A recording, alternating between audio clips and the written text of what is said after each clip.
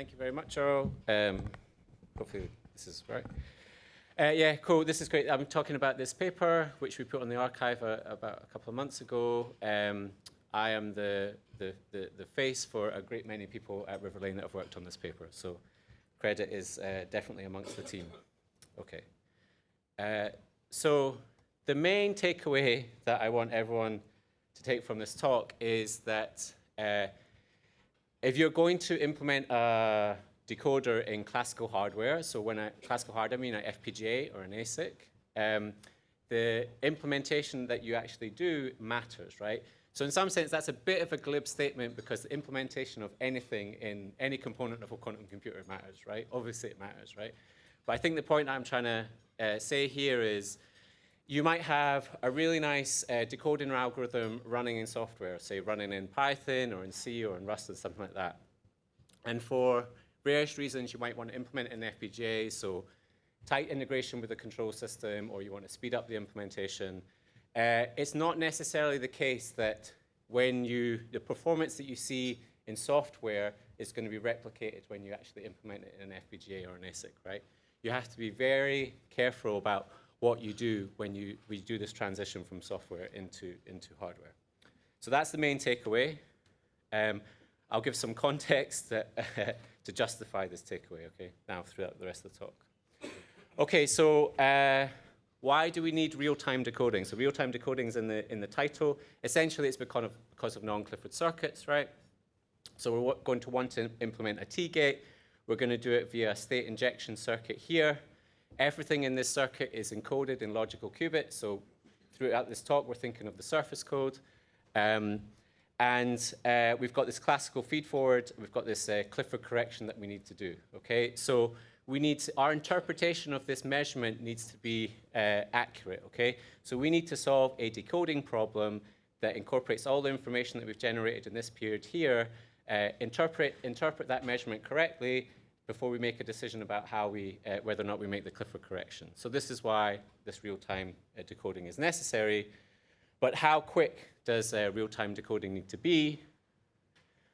And there was a lovely result introduced by Barbara Turho back in 2015, which highlighted a backlog problem. Okay, so the backlog problem basically is related to the rate at which you're decoding, so your decoding speed compared to the speed at which you're generating your syndrome data.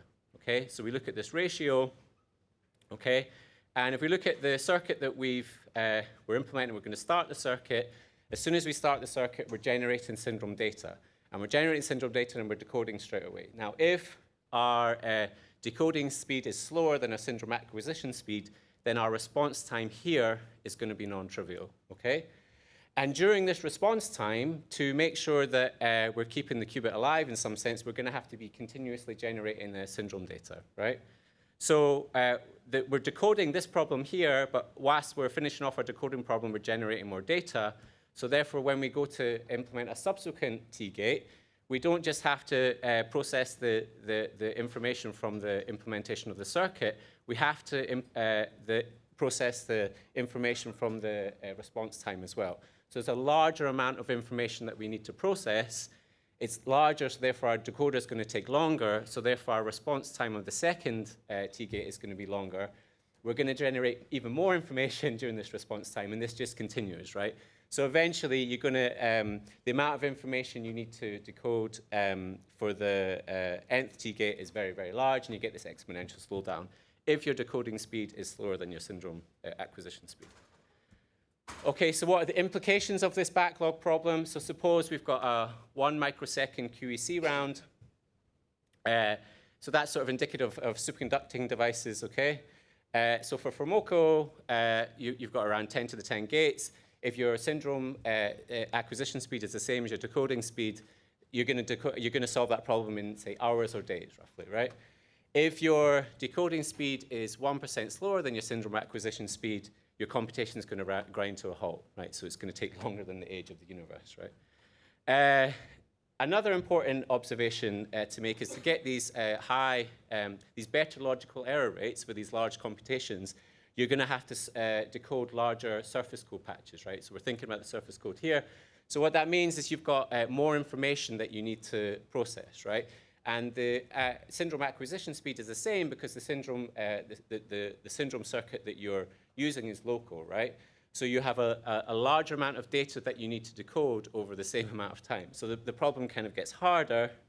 So you've got to get a longer computation, you need better logical error rates, which means bigger codes, which means slower decoding, which means you're eventually going to encounter this backlog problem. And so the consequence of this is there's a maximum limit on the size of quantum algorithms that you can execute in this paradigm that I've described so far. Okay. So just so that we're all on the same page, I'm just going to say what is the decoding problem in this talk that we're trying to solve. So it's a quantum memory experiment.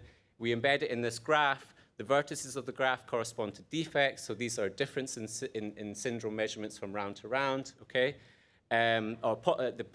Potential differences, okay? The edges correspond to error mechanisms, and a vertex is incident with an edge if it triggers a defect. And given a syndrome, we can map it to this decoding graph. We can map it to corresponding defects, and we're going to highlight them in our decoding graph. And the decoding problem is, given a set of highlighted vertices in this decoding graph, what is the most likely logical error that has occurred? Okay, so I'm going to talk about some previous work on the backlog problem first. So us at Riverlane, and also there's a talk this afternoon from Alibaba. We've looked at using parallelization to try and help overcome the backlog problem. So essentially, you imagine we have a large stream of syndrome data that we're trying to decode. We're going to chunk it up into lots of windows. With non-overlapping windows, we're going to use several processors, several classical processors to decode these non-overlapping windows. And it turns out you can overcome the backlog problem by implementing this parallel decoding method. The time it takes to actually implement this is dependent on the time it takes you to decode one of these windows, right? So in fact, it's actually twice the time it takes to decode one of these windows. And so now the time it takes to decode one of these windows is going to impact the logical clock rate of your quantum computer as well. So you can overcome the backlog problem, that's great, so you don't have this slowdown, this complete grind to a halt, but you still want fast inner decoders, fast window decoders to get a good logical clock rate. So the rest of the talk, we're going to talk about inner decoders for the rest of the talk. Okay. So this talk is about, we care about implementations in FPGAs and ASICs, right? So I am aware of 5 such papers in the literature. If people are aware of more, please come and tell me, because I always like to know if I've missed the paper. The various implementations that existed before we started our work were lookup table decoders. So lookup table decoders are great, just proof of principle in some sense, doing something on an FPGA, but obviously they're not going to scale. There's also neural network decoders that have been implemented on FPGAs, but the general characteristics of these implementations in the literature are they're for small surface code distances and for very simple noise models, so sometimes no measurement errors or just phenomenological noise. But I should say that earlier this year, there was a very impressive work that came out from Yale where they did a distributed implementation on an FPGA. So they managed to code a QEC round in 11 nanoseconds for a distance 21 surface code on an FPGA. Okay. Now I'm going to come back to this later in my talk because I'm going to make comparisons to their work and our work, but I kind of want to introduce our work first. Okay. So as I said, we're focusing on inner decoders because this determines the logical clock rate in some sense of your quantum computer. And what I want to talk about is sort of a general family of algorithms, cluster decoding algorithms. A well-known example of this is union find. Now, as I said, you care about implementation, so I'm going to describe an implementation. I'm going to highlight some of the drawbacks of that implementation. That then inspired us to look at this problem and come up with a new decoding algorithm, and that decoding algorithm was designed so it would have a good implementation, okay? So this is, and then I'll go on to describe our decoding algorithm and the results from our implementation as well. So clustering decoding algorithms, what are they all about? Well, it sort of says what it does in the tin, in some sense. You take your defects and you form a partition. You partition the defects into different disjoint subsets called clusters. And then what you want to do is decode each cluster locally, right? So in order for a clustering decoding algorithm to be good, you have to have an efficient clustering clustering algorithm, and you also need a good local decoding algorithm as well. Okay, so they're both necessary. And say for surface codes, a really good proxy for forming the clusters is just using the parity of a set, and that's often used to define the clusters, right? So as I said, union find is a well-known example of an almost linear time clustering decoding algorithm, and I'll just sort of go over what it is, and then I'll talk about an actual implementation. Okay, so we have the defects here in this toy graph up here, and what we do is we're going to grow edges outside from each of these defects, and we're going to merge clusters if the size of the cluster is if the edges match, join, and then we're going to stop growing a cluster if it's even size or if it touches the boundary. Okay, so we see at this first time step, everything's going to grow because every cluster is of odd size. We see in the second time step, these have formed one cluster because the edges have joined, but it's going to stop growing because it's now of even size, right? We go into the third time step. This cluster here is going to stop growing because its edges have touched the boundary, and so on and so forth. We keep going to the end. And what we find is we have this cluster. And once the clusters have been calculated, a peeling decoder is implemented. So a peeling decoder, all it really does is it takes a cluster and it finds a path amongst the defects that are within a cluster. And that's going to correspond to an error. Okay. So, but what I really care about are implementations of this algorithm. Okay. So back in 2022, DASA-L proposed a microarchitecture for an implementation in ASIC, right? So they had these three stages: the growth stage, the spanning tree stage, and the peeling correction. But the part that I really want to focus on is part of the growth stage. And in particular, they use a memory structure called the spanning tree memory. Okay? So what the spanning tree memory is, somehow it is a memory that represents your graph. It represents the vertices and the edges in your graph. So you have a vertex for every possible defect. And you have, bits for vertices in your graph, and you have bits for edges on which you want to grow as well. Okay, so the picture is the same as the one I just gave before. We have these bits that are getting highlighted, and we see that the clusters are growing as you'd expect from the previous picture, right? An important observation to make, though, is that a lot of this spanning tree memory is not being used, right? So you have the memory there ready for a cluster, for a defect that potentially will be activated, but a lot of the time that's just sitting there idle. So it's a bit that's not going to get flipped, right? So it feels like a lot of this memory is being wasted, and indeed that is what we found. So we simulated this implementation, and then we backed it up by tests in FPGAs. We found that reading and writing to this STM, it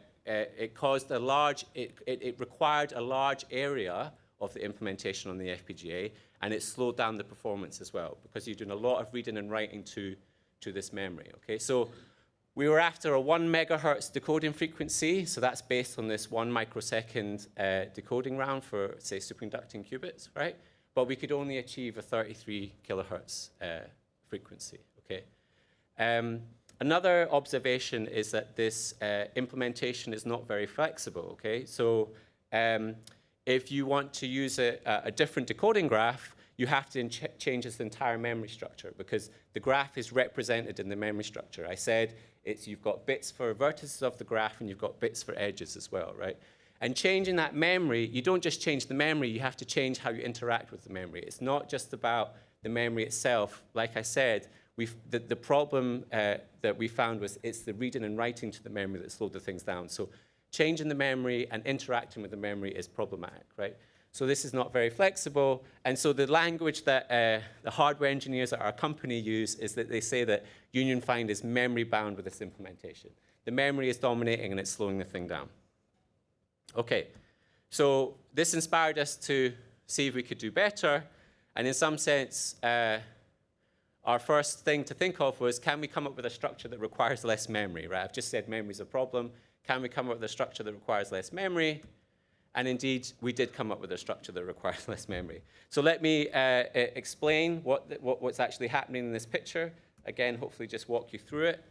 So what we're going to do here, all we're going to care about, the bits of information for a cluster, all the things we're going to care about are we're going to grow balls around. We're going to grow balls around our vertices. So all we care about in this graph are the center of the ball, right? So we need a coordinate for the center of the ball, and we need a piece of information that tells us how big our ball is, so the radius of the ball. So at one growth step, what happens is we have our the vertices here. Here's the center of the balls, and here's the radius of the ball. And it only required 6 writes compared to the 24 writes needed in the STM in the previous example, right? But how do we know when two clusters or two syndromes are going to merge, right? So we need to do that as well. What we're going to use is a distance function, right?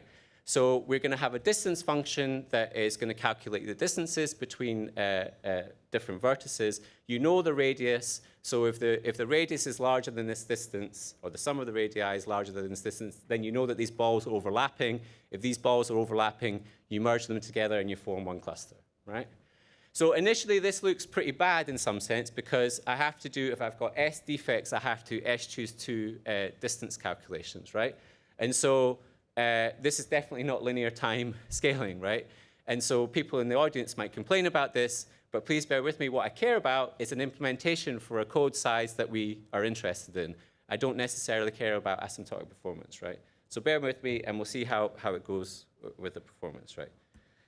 So yeah, you continue in this way. You keep growing the balls. You keep using this distance function. If the balls overlap, you merge, you form a cluster. And the memory required to keep track of this information is much less. OK, so a couple of observations. This implementation we found is more flexible. So you can change the graph topology. You don't have to update a whole bunch of data structures. What you need to update is this distance function, the thing that calculates the distance between points. Because essentially, the graph structure is incorporated into that distance function. So, and so you want efficient distance functions for this thing to work. Now, when I say an efficient distance function, someone might say a lookup table. We're not thinking about lookup tables because a lookup table is not going to scale, right? So you want some sort of closed form distance function. And then there's some lovely math problems there. Essentially, it boils down to, I have a graph with a certain structure. Is there some metric space that I can embed it into, and I can sort of harness a distance function from that metric space? And it's a really lovely problem to try and solve. We have less memory accesses because the data structure is much simpler, and therefore this leads up to improve speed performance for the code sizes that we're interested in. And it also leads to improved PPA. PPA is something that hardware engineers really care about. It's performance, power, and area. You basically want to try and bring these down. The performance is the speed. The power is power. You want to bring it down. And the area is literally the size of the chip. And you want to bring this down as well, for cost and performance reasons. OK, our implementation. So this is the microarchitecture of our implementation. It consists of 3 main engines. We've got an initialization engine. What that does is it loads the syndrome data into the decoder. We've got the growth engine here. What that's doing is growing the clusters. We've got this merge engine, which is looking at the balls and seeing when they overlap, and that's made up of 2 subunits. The match subunit and the union subunit. The match subunit, that's where the distance function lies. And the union subunit, it takes the information and updates these registers to take into account if something is merged or not. And what are these registers? The parent table. The parents are just labels. We identify our clusters with labels. We call those labels parents. The parent table just keeps track of these labels. The parity register is just the parity of the cluster. The boundary register is whether or not our cluster is touching the boundary. And the logical register, we're doing homology decoding. So we have a reference logical operator, and we care whether or not the cluster is touching this reference logical operator. And the logical correction is determined by the number of odd clusters that are touching this reference logical operator. OK. So this is better seen via an example, I feel. So here, it's a 2D version. We've got 4 defects. The labeling is 0 in terms of the vertex ID is 0, 1, 2, 3, 4, 5, 6, 7, 8, 9. So we have this vertex ID. At the start, they've not grown, so their diameter is 0. This valid bit, what that's all about is saying that the cluster needs to grow. That's what the valid bit's all about. Then we go over to the growth engine, so therefore it grows. We update the radii of these clusters. It comes down to the match engine. This is where the distance function is operating, and it determines which defects should join. Then the union engine, it takes that information and updates the information in our registers, and that's then passed to the growth engine, which then does the logical correction, taking information from the registers that we have. Okay, so what is the actual performance when we implement on an FPGA? So we implemented it on an FPGA. So we have here this red line on this is along the bottom is the code distance and is the decoding time.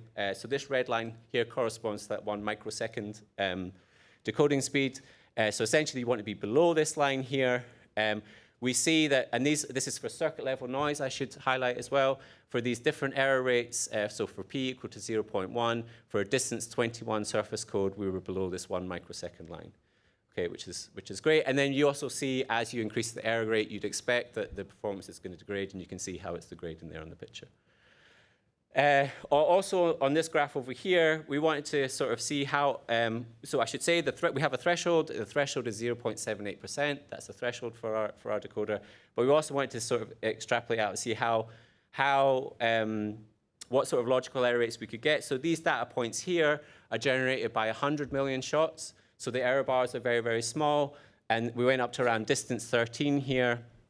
And then we extrapolated out. And then we see in this quantum memory experiment, we can get, for distance 23, we can get error rates of 10 to the minus 12. So we're on the path towards a teraquark regime. We're not saying that we're there, obviously, but we're fast, and we're on the path towards getting error rates that are in the teraquark regime. Okay.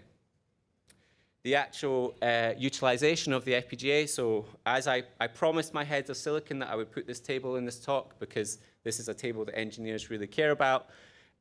We did it on quite a modest FPGA. It cost around $1,000. We actually didn't use much of, we only used about 5 or 6% of the actual FPGA, so we didn't use much of it. We went up to distance 23, as I said. The things that you really want to care about are the execution time. So execution time is just time. So we see with distance 21, we got up to 810 nanoseconds. But the other thing that you care about are these logic LUTs. So the logic LUTs are the computational units in an FPGA, right? They're the things that do the computing for you. And in some sense, you want to use as few of these as possible, because that has an impact on your performance, on your power, and your area as well. All of these other ones, LUT RAMs, flip-flops, RAM 36, RAM 18, they handled the memory. They handled the memory in the registers, okay? So, and we didn't use much memory, so that's an important observation as well. Okay, so let's come back to the Helios paper. So as I said, it's a very impressive implementation of union find. They only use phenomenological noise. They have P as 0.1%. They got a distance 21 surface code in 11 nanoseconds per round. That's great. But how does that contrast to ours? It contrasts to ours really, if you look at the number of LUTs and the number of registers. So the number of LUTs that they're using is 900,000, okay? So that's an awful lot. So it means they need a much larger FPGA, a much more expensive FPGA, and they're using all of it as well, right? Another observation to make is that their implementation, they don't have room on their FPGA to handle the hook errors at distance 21. The registers are a really important thing as well. So they use registers because, so I should say what's actually happening over here. They have a processing unit at every single vertex of the graph. That's what's happening in their picture. So they've got a processing unit at every single vertex, and it talks to its neighbors, right? And so with that processing, you need local memory, and that's what these registers are. Registers are more expensive memory. They impact the power, area, and performance as well. So the resource requirements of this implementation are orders of magnitude larger than our resource requirements. If they're trying to go to larger distances, they're going to think that they need multiple FPGAs. And then if you're going to implement something of multiple FPGAs, you're going to have to sync things up. And we need to see what that performance actually looks like, right?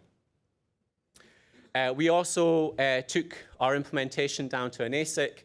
So the phrase is we're ready to tape out, so we don't actually, there is a chip standing right here in case anyone's noticed that there's an actual decoding ASIC chip right here. That is not that chip, but we're ready to produce that chip, the chip for this decoder. We can send it off to a fab and we'll be able to do it soon. You get improved performance, you get improved speed. For distance 23, we could do a syndrome extraction, we could decode a syndrome extraction around 240 nanoseconds. Importantly, we do it with very small area and very small power. And the reason that we have very small power, very little power, so 8 milliwatts, is because we didn't use very many LUTs in the FPGA implementation. That's the reason why, okay? And you may well want to not be using very much power if you're operating in a cryogenic environment, right? So it seems a reasonable thing to care about. Yeah, cool. To summarize, the backlog problem is a fundamental roadblock in fault-tolerant computing. You still need fast decoders to get a good logical clock rate. We introduced the collision clustering decoder to come up with a good implementation on FPGA or ASIC, and it can decode distance 23 surface code in 240 nanoseconds using very small area and very little power. Cool. Any questions? Thank you very much.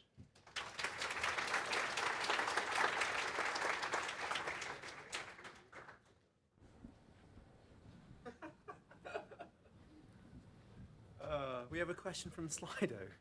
Help settle a bet. Is your accent Irish or Scottish? Come on, it's not even close, is it? Well, I'm from Edinburgh, not Glasgow, and it sounds like, I think you have to come from Glasgow for people to think you have a Scottish accent. So I have a Scottish accent, it's just one that not many people know. Any technical questions? I have one. All the way back there, Craig? If you're using a distance metric to define the distances, yeah, how are you going to incorporate things like there's a bad qubit that you have to go around, or there's a defect, like there's a wall here and you have to go around it? Yeah, we haven't thought about defects in the decoding problem yet. So I think that's something that we need to think about and work around. Yeah. Okay. There's sort of a follow-up to that question, which is the harder version, which is how you do correlations. Or do you have any idea for how you could do correlations? This is where in one of the subgraphs, like the Z subgraph, you have some stuff happening which lowers the distances in the X subgraph effectively. Yeah. Yeah. Again, this is, I mean, I'm just going to say it's for future work, essentially. That's a bit of a rubbish answer, but that's where we're at the moment. Yeah. Okay. Thank you. Yeah. So nice talk, thank you. Many years ago, when I came up with a matching decoder for the surface code, that wasn't the first decoder I came up with. The first one I came up with is what you call the collision decoder.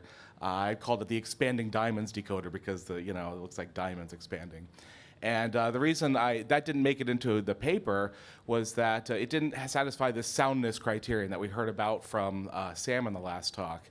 And what I mean by that is that unlike the matching decoder, where the minimum weight errors that lead to failure are half or more of the qubits failing on a homologically non-trivial cycle, for this expanding diamonds or collision decoder, the minimum weight errors are ones that are distributed along a homologically non-trivial cycle that look like the middle thirds Cantor set, which has a fractal dimension of log base 2 of 3. It's like 0.631 or something. Right. And what I found when I ran this decoding algorithm is that the failure probability of the logical qubits scaled like p over some p threshold raised to the d to that fractal dimension, d to the 0.6, as opposed to like d over 2 or something like that. Yep. So, it's a fast decoder and it has a threshold and all of that, but I had this scaling that I was sort of unsatisfied with. And I was wondering if you also observed this scaling with your implementation of the decoder where it scaled like p over p threshold to the d to this beta equals 0.631, whatever it is.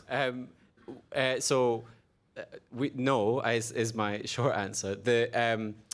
I'd love to talk to you more about this. So it's interesting to know that our decoder was already thought of in the community. So I guess we just did the implementation. So what the raw results that you see are the results from actually implementing on the FPGA. So these are the accuracy results that we get. We haven't worked that out. So I'd love to talk more about it with you, if that's all right. Yeah, It's interesting. I'll mention that I discovered this middle thirds Cantor set numerically, just, okay, the timing, but okay. We'll talk offline about it. Yeah. Okay. Let's all thank Neil again. Thank you very much. And